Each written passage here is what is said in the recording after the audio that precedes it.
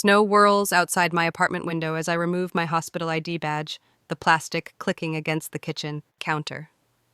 The scent of cinnamon and apples wafts through the roomy signature bread pudding, cooling on the stovetop. Christmas lights twinkle on my modest tree, casting warm shadows across carefully wrapped presents stacked beneath its branches. 12 hours on my feet in the geriatric ward have left me bone-weary, but a quiet smile tugs at my lips. This year will be different. This year I'll be good enough. My phone buzzes. Trevor's name appears on the screen, and I press the speaker button while hanging my winter coat. "Hey sis," his voice carries, that casual lilt that always precedes bad news. "Got a minute? Just got home from shift." I adjust the heat on the bread pudding, reducing it to warm everything. "Okay, yeah, about Christmas." A pause, the kind that makes my stomach clench. "Marissa's coming this year." "Oh," the spoon in my hand trembles slightly. "That's nice. I've been looking forward to meeting her. Thing is, she's a little sensitive too." Trevor clears his throat. Heavy energy. The spoon clatters against the countertop. "What, maybe it's better if you sit this one out." Blood rushes in my ears. My fingers gripped the counter edge. "You're uninviting me to Christmas, our family. Christmas every year, you sit there all serious, barely talking." His words tumble out faster now. Mom says it brings the mood down.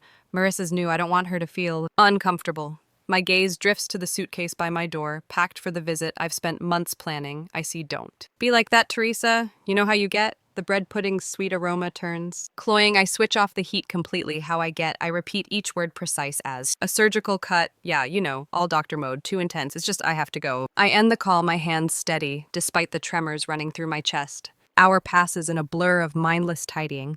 When my phone rings again, Mom's name flashes on the screen. I consider letting it go to voicemail, but habit wins out.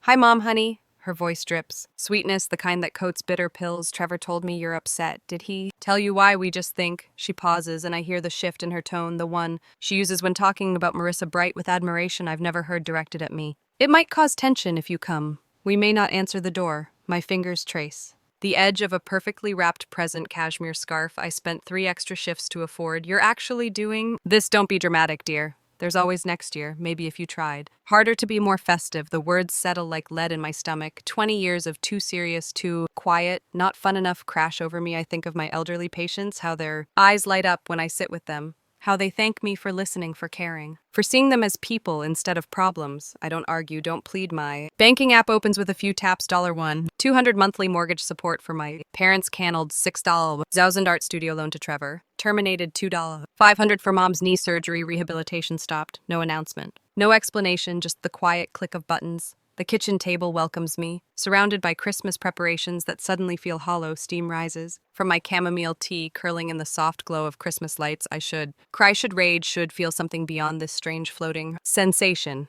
A text lights up my phone. "Merry Christmas early, honey. We'll figure this out next year." I set the phone face down and watch snow blanket boulder in. Silence. For the first time in years, I feel lighter. Empty. Yes, but lighter. The presents can go to my elderly patients. The bread pudding will make the nurse's break room smell like home tomorrow, and I will finally stop trying to buy my way into a family that never had room for me at their table. Have you ever realized the people who should love you most can't see who you really are? What would you do when the family that takes your support decides you're not good enough for their Christmas table? Snow blankets boulder on Christmas morning, muffling the world outside my apartment windows. The tree stands dark, its cheerful lights unplugged since that phone call. Through the glass, early sunlight catches ice crystals, turning them into prisms that scatter rainbow fragments across my living room walls. My scrubs rustle as I tuck the last wrapped present into the hall closet. No point keeping them out now. The soft wool of the cashmere scarf I bought Mom brushes against my hand as I push the door shut. My phone buzzes with another round of messages from coworkers. Maria from pediatrics invited me to her family dinner. Dr. Coleman left a voicemail about the staff gathering in the break room later. Even the night shift nurses sent a video of their potluck celebration. Swipe away the notifications and open the family group chat. My thumb hovers over the screen. Photos flood my feed. Trevor carving the turkey, his sleeve rolled up to show the tattoo I pay to have removed 3 times Mom's antique. China glinting under candlelight. The set I helped her track down piece by piece on eBay. Marissa in the center of every shot wine glass raised her laugh, seeming to echo through the screen. "Hey!" Text from Mom pops up. "Merry Christmas, honey. Well, see you next year, maybe." The phone slips into my pocket as I grab my hospital ID badge. Work feels more like home today, anyway. An hour later, the geriatric ward greets me with the familiar scent of disinfectant and the soft beeping of monitors. Ms. Chen waves from her bed as I pass her arthritis. Twisted fingers clutching a tattered photo album, Mr. Rodriguez dozes in his chair, the television murmuring, "It's a Wonderful Life" in Spanish.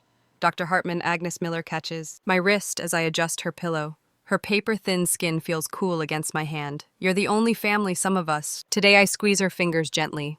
Then I'm exactly where I need to be. Morning passes in a blur of small moments, straightening blankets, listening to stories of Christmas mornings from 50 years ago, holding trembling hands through blood draws. The staff brings me coffee, dark and strong, leaving it outside patient rooms where they know I'll find it. "You didn't have to work today, Lisa," the charge nurse says as she hands me a patient chart. "Thompson volunteered to cover. This is better than sitting home alone." Her eyes soften with understanding. She's seen enough family dynamics in this ward to read between the lines, Margaret Wilson in 4 to 12 asked. "For you specifically." Margaret sits propped against pillows, silver hair neatly braided, a small Christmas cactus blooming on her windowsill. She pats the chair beside her bed. "You look like someone carrying a heavy weight today." My professional mask slips for just a moment. Margaret catches it. "She never misses much. Family isn't always blood, Dr. Hartman." She adjusts her oxygen tube. "My son hasn't spoken to me in 30 years because I wouldn't give him money for another failed business venture. The hardest lesson is learning that blood doesn't always mean love." Across town. Imagine the scene in my parents' house. The dishes will be done by now. Trevor always times the cleanup to finish, before the evening movie marathon. He'll be showing Marissa the photo wall, pointing out vacation snapshots and graduation portraits. That's when it happens at home during that time. That's Dr. Teresa Hartman. Marissa's voice rises in recognition as she stops at my medical school graduation photo. The room goes quiet. She saved my grandmother's life. The silence stretches as she continues, wine glass forgotten in her hand. "My grandmother said she was the first doctor who made her feel like a person, not just a patient." Trevor shifts his weight. That nervous tell I've known since childhood. "Hey, who wants to watch White Christmas?" But Marissa's gaze lingers on the photo on the sister who should be. There the questions form in her eyes as she looks around the room, noticing the empty chair, the careful way everyone avoids mentioning my name. Later, she'll corner Trevor in the kitchen. "Where's your sister? Why isn't she here?" He'll fumble through explanations about my intensity and Marissa's sensitivity. Each word will plant seeds of doubt, of realization. The family's facade will crack just a little more. Days later, Marissa's social media post appears to Dr. Teresa Hartman, who saved my grandmother with exceptional care and compassion. "Thank you for your sacrifice working this Christmas, while others celebrate you represent the best of healthcare." The post spreads through Boulder's tight-knit community art gallery. Patrons recognize Trevor's last name. Moms, Bridge Club whispers over their cards. Dad's golf buddies ask pointed questions about his doctor-daughter. The family's carefully constructed image begins to crumble, one shared post at a time. The same days later, back in the geriatric ward, I hold Margaret's hand as she drifts to sleep. The Christmas cactus drops a coral bloom onto her blanket. Outside her window, the sun sets behind the flat irons, painting the snow-covered peaks in shades of rose and gold. My phone stays silent in my pocket. No more family photos, no more forced holiday cheer, just the quiet certainty that I'm exactly where I belong with people who see me, value me, appreciate the gift of presence over presence. Sometimes strangers recognize the truth that family refuses to see. Sometimes the kindness of patience heals the doctor. Sometimes Christmas miracles come wrapped not in shiny paper, but in the simple recognition of worth. Have you ever discovered someone's true value only after others pointed it out? What does it say about us when we value strangers' opinions more than the quiet dignity of those closest to us share? Your thoughts below. 2 weeks after the incident, snow blankets Boulder in bitter white as my phone lights up for the 20th time this week. Trevor's name flashes on the screen, accompanied by a bank notification: payment failed, art studio loan. I delete his message without reading it, just like the others cluttering my inbox. Can you reach out to Marissa, clear things up? Trevor's losing gallery connections. Your father's golf buddies are asking questions. The steady tick of my kitchen clock fills the silence as I sip chamomile tea, watching more snow gather on my balcony. Herbs dead now, like so many other things this winter. A formal letter arrives from my father, the heavyweight paper carrying his law firm's letterhead. The words swim before my eyes: concerns about your increased working hours and signs of professional burnout. My fingers crease the paper's edge. At work that week, Susan from HR catches me between patient rounds. "Dr. Hartman, your father called about arranging a mental health leave." She studies my face with careful concern. "Told him all leave requests need to come from the physician directly."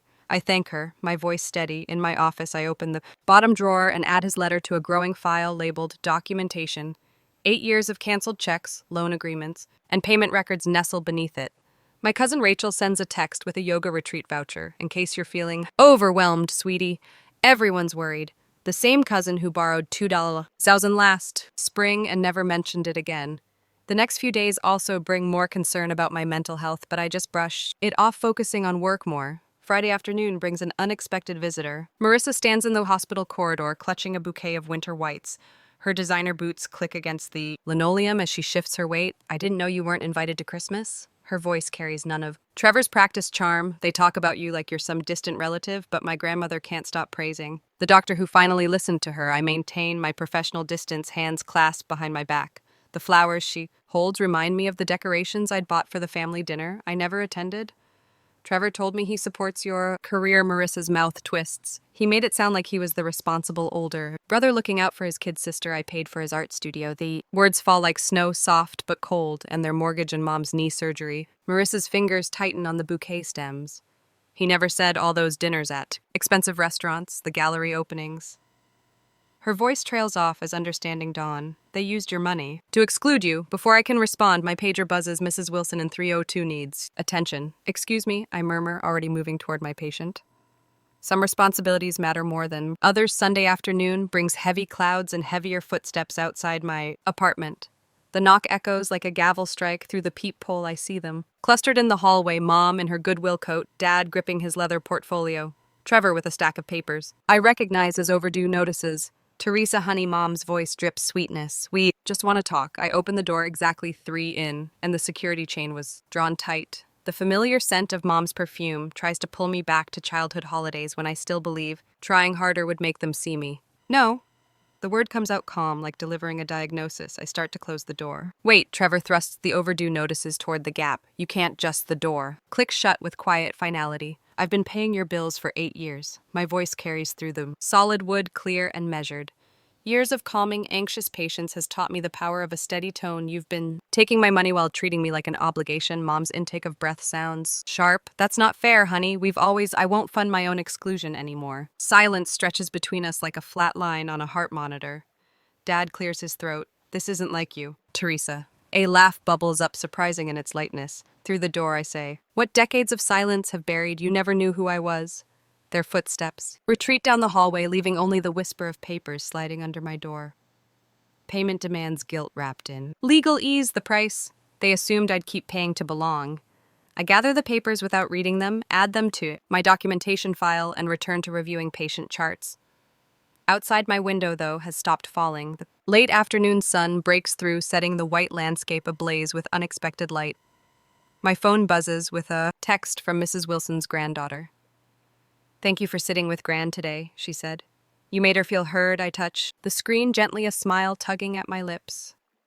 Some debts don't need to be paid to be worth something. Some family you choose, and some lightness only comes after you stop carrying other people's weights. The next day, the hospital corridor stretches before me, gleaming under fluorescent lights. I pause at the nurse's station, signing off on Mrs. Jensen's updated care plan. Sarah, one of our newer nurses, glances up from her computer. Dr. Hartman, your parents stopped by earlier. I didn't know they lived in Boulder, too. My pen stills against the chart. They don't. The words come out, quieter than intended. They needed something. Sarah's eyes widen slightly, but she says nothing. The silence fills. With understanding I never wanted to give, I focus on my signature, each letter precise and controlled. Down the hall, Mr. Garcia waves from his doorway. His thin face brightens as I approach Dr. Hartman.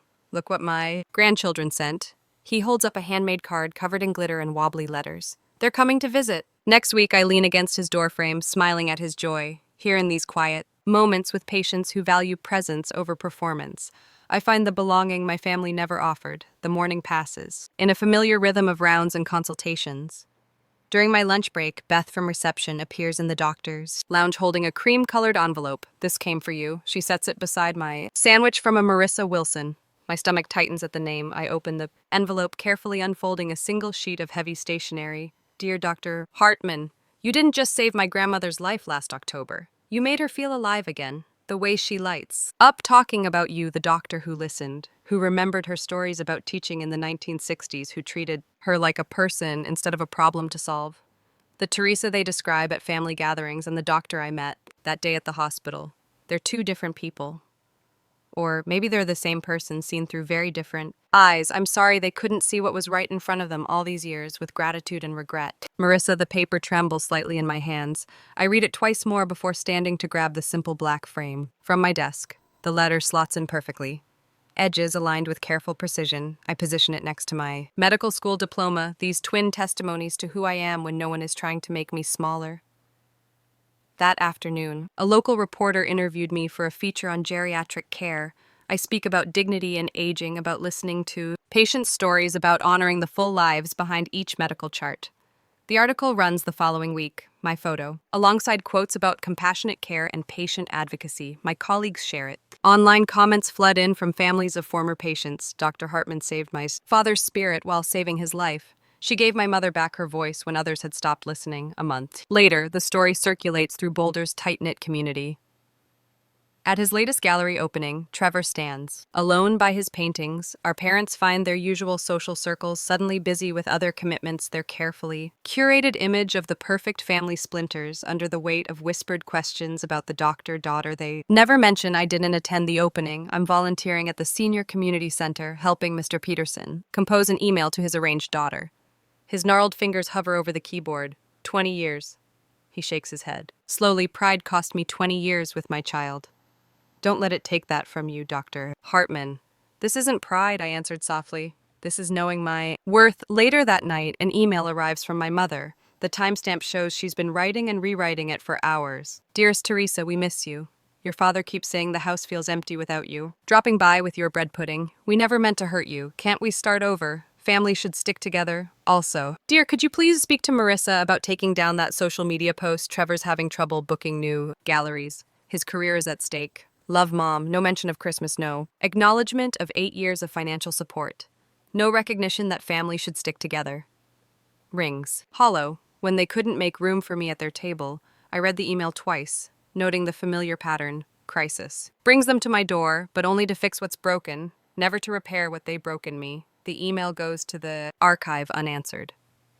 Outside my window, spring snow dusts the sidewalks. I think of Mr. Peterson typing slowly to bridge 20 years of silence of Margaret Wilson, whose grandmother still talks about the doctor who listened, of all the small kindnesses that build real connections, and all the grand gestures that never filled the hollow space where family should have been. My phone buzzes with a text from Elena, my mentor in geriatrics, saw the article, You're Changing Lives. Here, Teresa, proud to work alongside you. I touch the framed letter on my desk. Then my medical school diploma beside it. The snow falls silently, covering old tracks, leaving clean pages for new stories to unfold. Some say blood is thicker than water, but what happens when that blood runs thin with conditions, expectations, demands? What happens when family treats you like nothing until they need? Something I've learned, that walking away isn't always an ending. Sometimes it's the first step toward becoming who you were always meant to be. A month later, sun glints off stacks of fresh peaches at the Boulder Farmers Market. I adjust my canvas shopping bag filled with local honey and summer tomatoes while Dr. Elena Martinez tells me about her grandson's first steps. The morning air carries hints of kettle corn and fresh bread mingling with guitar music from a street performer nearby. A sudden hush from my colleagues breaks through our conversation.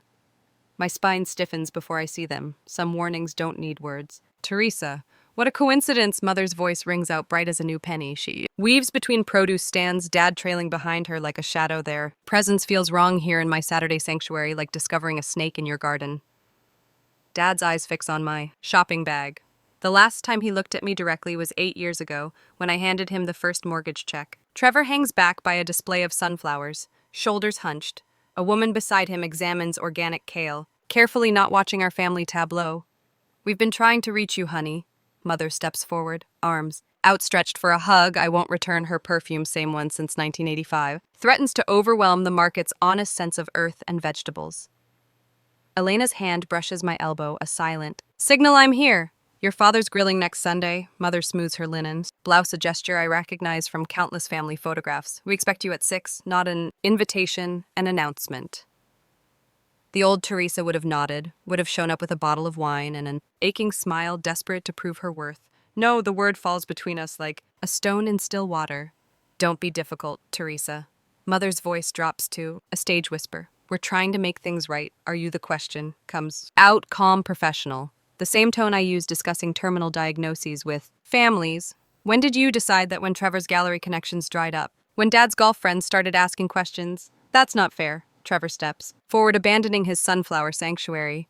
This isn't the place you're, right? I met his gaze. The place was Christmas when you uninvited me because I was too serious for your girlfriend. Mother's fingers fluttered to her throat. Honey, please. The place was when Dad called my hospital suggesting I needed mental health leave, a sharp intake of breath from Elena. This is news to her.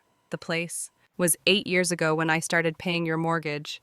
My voice carries across displays of organic honey and handmade soap and funded Trevor's studio and covered Mom's knee surgery heads. Turn whispers ripple through the market crowd. Mother's tears start right on schedule. How can you embarrass us like this in public? I feel Elena shift closer. To my shoulder, 2 more colleagues materialize nearby. A quiet wall of white coats and scrubs. My chosen family moving into formation. I'm not embarrassing you. The truth flows easy now like clean water. From a spring, I'm telling the truth. You couldn't find room for me at Christmas, but you found time to call my workplace and suggest I was unstable. You excluded me from family photos, but cash my checks. Every month. This isn't like you, Dad says. His first words of the morning, you're making a scene. A laugh bubbles up, surprising me with its lightness. You never knew me, Dad. You never tried. What do you want from us? Trevor's voice cracks. The same break I heard when he called about Christmas. Only now there's fear underneath. Fear of empty bank, accounts and unpaid bills. Nothing. The word tastes like freedom. I don't need to be invited back into a family that never valued me. I found people who see me for who I am. I glance at my colleagues. These people who trust my judgment and value my quiet ways. That's what family should be. The sun warms my face as I turn away. Guitar music fills the air again. A vendor calls out about fresh peaches. The market returns to life around us. Reality rushing back into the space where our family fiction finally crumbled. Elena falls into step beside me as I walk toward the heirloom tomato stand. Her silence speaks volumes, this kind of quiet support I never found at home. Behind us, I hear Mother's voice rising. Teresa Marie Hartman, don't you? Dare walk away, but I'm already gone. My steps light my back straight, my heart beating steady and strong. The truth weighs nothing at all. A year later, on Christmas Eve, snow drifts past my window, each flake catching the glow of white Christmas lights, the scent of apple cinnamon bread. Pudding wafts through my apartment, rich and sweet, mingling with fresh pine from the Douglas fir in the corner. Light reflects off vintage glass ornaments, casting warm shadows across framed photographs, moments captured with patients, colleagues, friends who became more. Marissa's letter sits on my mantel, framed in simple silver, her words about my grandmother's care, face outward. A daily reminder that sometimes strangers see us more clearly than family ever could. The gentle tap of knuckles against my front door breaks the quiet. Come in. I call, sliding another bread pudding into the oven. The door opens to familiar faces. Sarah, from pediatrics, John, from radiology, Elena, from physical therapy. Their arms overflow with dishes and small gifts. Something smells amazing in here, Dr. H. Sarah says, setting down a crystal bowl of cranberry sauce. Her holiday sweater sparkles with tiny lights, a holdover from the children's word Christmas party. More colleagues filter in, filling my once quiet space with gentle chatter and laughter. A timer chimes and I pull out the bread pudding, golden brown and perfect. The ritual soothes me. This time I'm cooking for people who choose to be here, Teresa. A soft voice cuts through. The noise. Margaret Wilson stands in my doorway, leaning on her walker but stronger than last Christmas. Her silver hair catches the light, expertly styled for the occasion. You made it. I cross the room, taking her coat. The walker clicks against hardwood as she settles into the armchair I've saved specially for her. Wouldn't miss it. Margaret pats my hand. To think a year ago I was stuck in that hospital bed, certain it would be my last Christmas, and now look at you. She grins, adjusting the red shawl around her shoulders. All thanks to the doctor who saw me as a person, not just another chart. The doorbell rings again. I open it to find Jenny, a young nurse, shifting from foot to foot in the cold. Sorry I'm late. The drive from the night shift was slippery. You came straight from work. She nods, unwinding her scarf. Wouldn't skip your Christmas gathering after what you did for me during that whole mess with my parents. Her voice trails off, but I understand. We gathered around my dining table, mismatched chairs, squeezed in tight. Stories flow between bites of turkey and spoonfuls of bread pudding. Margaret shares tales from her nursing days in the 1960s. Elena describes her grandmother's secret tamale recipe. Jenny talks about learning to build her own traditions after walking away from toxic family patterns. Sometimes I wonder Jenny admits pushing cranberries around her plate if I did the right thing setting those boundaries. The table goes quiet. They all know pieces of my story now whispered in break rooms or shared over late night coffee. Sometimes the family we choose sees us more clearly than the family we're born into. I say the words rising from a place of peace rather than pain. That's what I've learned this year. A knock at the door interrupts the murmurs of agreement. Margaret's eyes sparkle with something knowing as I rise to answer it. Her granddaughter stands on my welcome mat, cheeks pink from cold. I brought someone who wanted to meet you. She steps aside to reveal Marissa holding a small gift wrapped in silver paper. I hope it's okay, Marissa says. I've been wanting to thank you properly for everything with Gran. The silence stretches between us, heavy with unspoken understanding. Then I step back, opening the door wider. There's plenty of bread pudding. Marissa settles into our gathering like she belongs there when she mentions her recent separation from Trevor. No one offers empty platitudes. These people understand that sometimes walking away is an act of self-respect. Your grandmother asks about you, she tells me later as others chat over coffee and dessert. She says you saved more than her life that day in the hospital. You showed her what strength really looks like. I think of the brother who couldn't make room for me at his table. The parents who took my support while withholding their acceptance. A text lights up my phone. Merry Christmas. We miss you from Mom. No manipulation this time. No veiled requests for money or reconciliation. I set the phone aside. Without responding, turning back to the warm circle of my chosen family. Margaret launches into another story about her nursing days, her hands painting pictures in the air. Jenny leans forward entranced. Sarah adds her own hospital tales, while John groans at the medical humor. These people see meth quiet strength, though. Dedication, the heart beneath the professional exterior. They don't need me to be louder or lighter or different. They pull up chairs to my table and bring dishes to share and understand that family means making room for who someone truly is. I used to think love meant being the one who stayed late, who fixed everything, who never needed thanks. But real love doesn't make you beg for a place at the table, and a family that only values you for what you give was never family to begin with. Looking around my living room at these faces lit by Christmas lights and warmed by connection, I finally understand. Sometimes the hardest act of self-respect is recognizing when to walk away and when to build something new, something real. The snow continues to fall outside my window, each flake finding its own path to the ground. Inside, laughter rings against my walls, and the scent of cinnamon and apples wraps around us like a promise I found my way home at last.